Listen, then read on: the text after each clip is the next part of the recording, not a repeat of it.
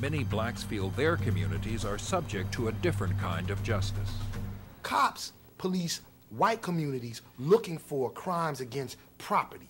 That is, they go into white communities, they're there to protect your home. They're there to make sure that nobody's going into your backyard. They're there to make sure that no one's going into your car. They come into our communities, they look for criminals and crimes against people by other people. That is to say, any sister standing at a bus stop at 2 o'clock in the morning becomes a prostitute. A group of black kids standing out on the corner at 12:30 become drug dealers. Not because of what they're doing, not because of who they are, but because of the nature of the police work that is involved.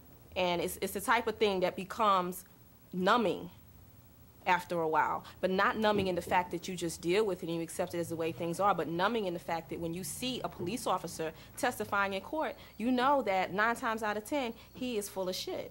And anybody who believes that all police are perfect, that they don't lie, that they don't have the same biases and racism that the rest of society has, is living in a dream world.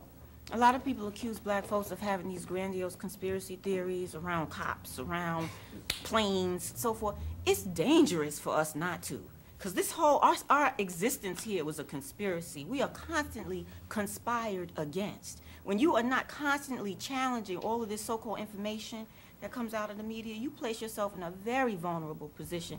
And many African Americans feel crime statistics justify their suspicions. 44% of all arrests are of blacks, yet they only make up 12% of the population. Almost 30% of all black men between 20 and 29 years of age are under criminal justice supervision. They're in jail, on probation, or on parole. When you look at who is the victim of the abuse of power, of excessive force, 8 times out of 10, it's a minority. Police officers tend to make assumptions about blacks, African Americans, Latinos, and crime. How do you expect people to respect and have confidence in and abide by systems in which they're unfairly victimized? And this perceived double standard helps create the startling difference between how whites and blacks viewed the trial. Everyone we spoke with had personal stories of harassment. The police department harassed black people. I've stopped at the 7-Eleven in LA to go into the store to go get something to drink. 2 officers rolled up on the side of me and started hissing like cats. I was working for the LA Times at the time, so I pulled my press pass out, and they decided it'd be better for them to go hiss at somebody else.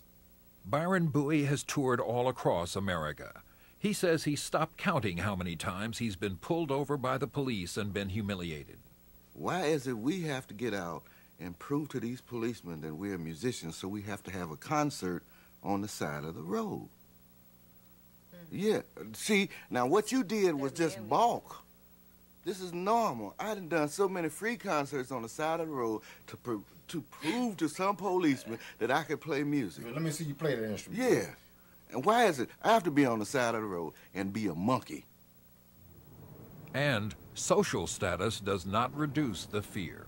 I feel that when a policeman stops me, that I have to protect myself because I don't know what the policeman may be up to. Now, I've had some serious run-ins with the police, particularly in Mississippi, where I think they were going to beat me or to kill me if I didn't comply with what they wanted me to comply to. And what they wanted me to comply to was to give them my first name.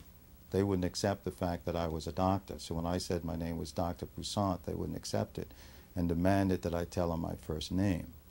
And they became very threatening.